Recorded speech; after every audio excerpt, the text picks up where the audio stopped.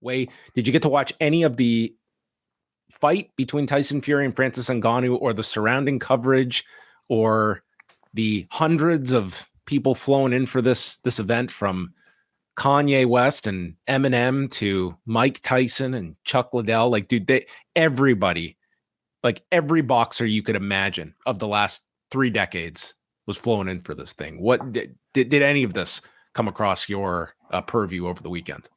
I largely stayed away from all of it, but upon maybe what many would consider to be a shocking result of the match itself, I decided to watch some of the highlights. So it seems like a weekly occurrence now, me digging into boxing highlights. I mean, it was something. Like, we went in and Francis Ngannou was an enormous underdog, and I'm hardly going to be one that claimed to have any prediction that differed from most people, that I thought this was going to be a routine win by Tyson Fury. His title was not even on the line in this fight, but I ended up watching the fight, and I mean, Francis Ngannou not only equated himself well, but you had a lot of people believing that he won this fight. The key being a knockdown he scored in the 3rd round, which, as soon as I saw this knockdown, it's like, it does not matter what the hell happens after this moment. He has knocked down the heavyweight champion. This is going to be the photo of the year in combat sports, and it is going to be the defining photo of Francis Ngannou's career, barring something greater that this man happens to do. But it was an incredible moment, and they went to the judges' scorecards. Fury did win by split decision. I thought it was, I was not like actively scoring this, but I thought it was a very close fight, and I feel like this is really, the win and the loss, it was irrelevant by the end of it. This was not like the title was even on the line, and Francis Ngannou is made in boxing. He can now open the door for so many other high-profile heavyweight fights. I don't know what he made for this fight. I've heard speculation of like into the 8 figures. I think Tyson Fury was guaranteed like $50 million for this fight, and already had a follow-up fight scheduled for December 23rd after this. So, I mean, this certainly leads to, for Francis Ngannou, he's got a mixed martial arts contract with the PFL, but the money that he is going to be able to make in his next boxing fight, and there will be another boxing fight, whether it is Anthony Joshua, Deontay Wilder, or whether it's a rematch with Tyson Fury, that I think would be enormous next year. Once you have, like, this was, I don't want to compare this to like Rocky 1, because Francis Ngannou was not a guy off the street here. I mean, this was your lineal UFC heavyweight champion, but there was absolutely no prayer of him coming in and being competitive with the lineal boxing heavyweight champion. So you've got a great story for a rematch after this, and many feeling Ngannou won. And the question of, was this just the best night of Ngannou's life and the worst of Tyson Fury's? So anyway, that was the big story from the weekend, but it was just watching this entire thing, and God knows I did not watch this entire presentation, but this pay-per-view, it lasted like 6 hours, and they produced this like they did a opening ceremonies for the Olympic Games. It was like 6 hours in length. There were 2 separate arenas. There was like an indoor and outdoor arena. They built this venue for this fight, and I would love to know what the all-in budget was for this, from the purses, the construction, the celebrities, influencers, fighters flowing in. Like, this might have been the largest budget ever for a combat sports event. I can't imagine what would be near this. And you just watch this way, and this is where we are at now. This is the future of combat sports. I think this is where big MMA fights are going to go, big boxing fights. Like, they already are securing all of these massive heavyweight boxing fights. We know what the state is with the WWE and professional wrestling. Vince McMahon and The Undertaker were part of this event. Vince McMahon calling Saudi Arabia, "This is our home."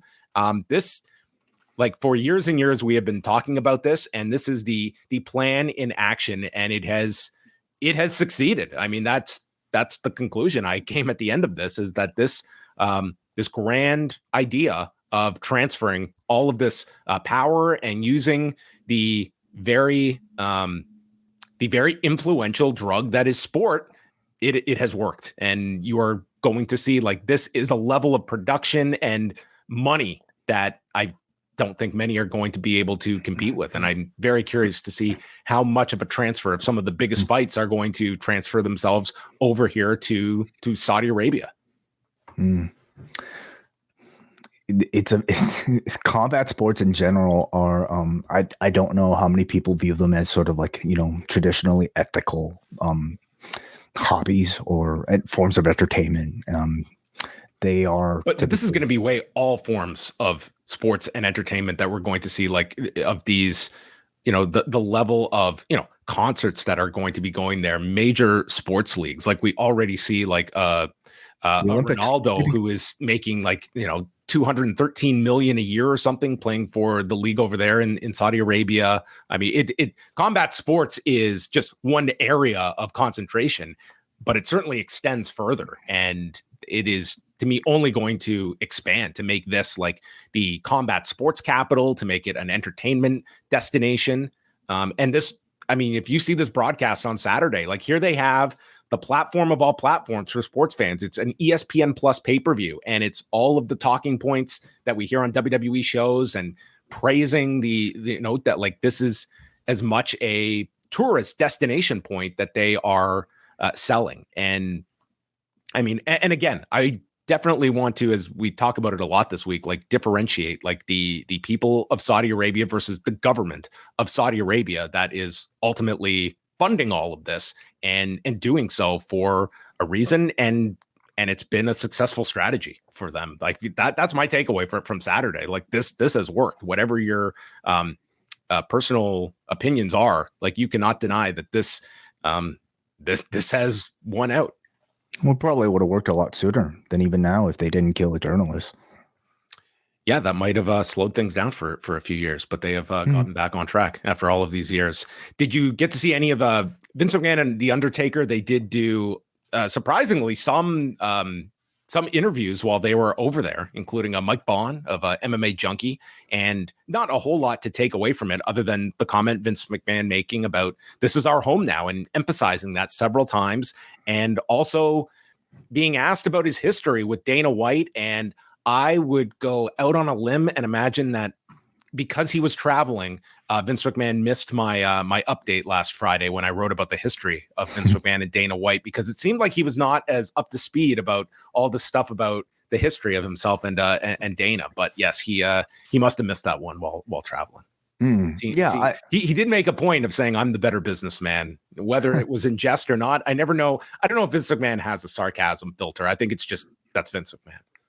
Sure. Yeah. Who knows when the character begins and when the real person ends? I don't know if he knows at this point, but just look at this picture though. I was just gonna say, like, to me, look at this. Like, I mean, okay, we all know the Undertaker, Mark Calloway, is the most loyal soldier that Vince McMahon has ever had. He seems like, you know, for a guy who commands maybe as much respect from the public as he seems to for his career.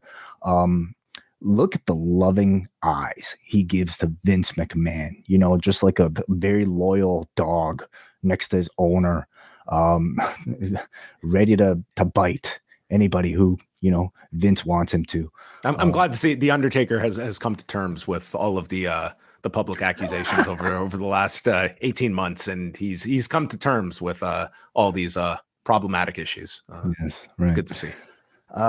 I mean, you know, Vince calling Saudi Arabia his home.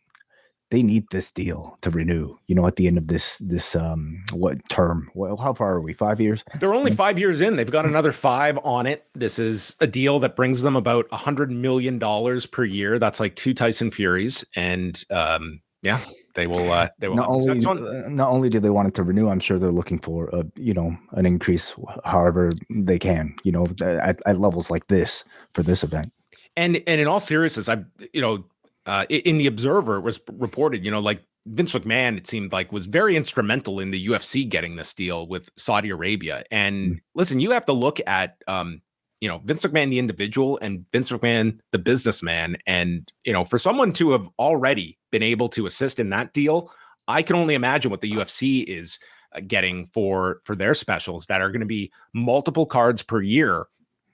That's a big asset. Like that has been a country UFC has never gone to. And I think that, yeah, when this deal is up, it will be very interesting to see like where where at that point is Saudi Arabia looking like, what is their benefit? Like, this is not are we making money on this deal or not? It's the value WWE brings to us, and now by extension, the UFC. And you would think that that would likely continue, but who knows where this country is going to be 5 years from now.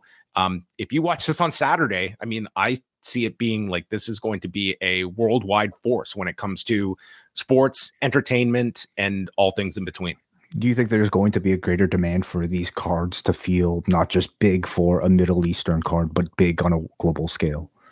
I think they only are going to want to expand. Like, again, if you saw the production that went into this show, I could see them wanting to grow this even larger, like to get not just like they're going to get a fight night card next year. That's the first card. I think they are going to be shooting for the biggest fights in the world and the ability to put on a level of production that no one over here can do for fight sports. They're competing with like the spheres of the world that have just opened up in Las Vegas. Like that was, I think that is the level of what they are competing with, and money is not going to be any kind of an object, as we saw on Saturday. Like I would love to know what the grand total was for that spectacle on Saturday. That just, I mean, to the point that, hey, do we need to have Riddick Bowe? Yeah, fly Riddick Bowe over. We need Riddick Bowe. We need Junior Dos Santos. We need like just sure. No price was any kind of object for this. But yeah, there was a lot you can take away from this card on Saturday. We will be discussing further with Kareem Zidane on Brandon with Thurston and myself this coming Wednesday, 3 Eastern.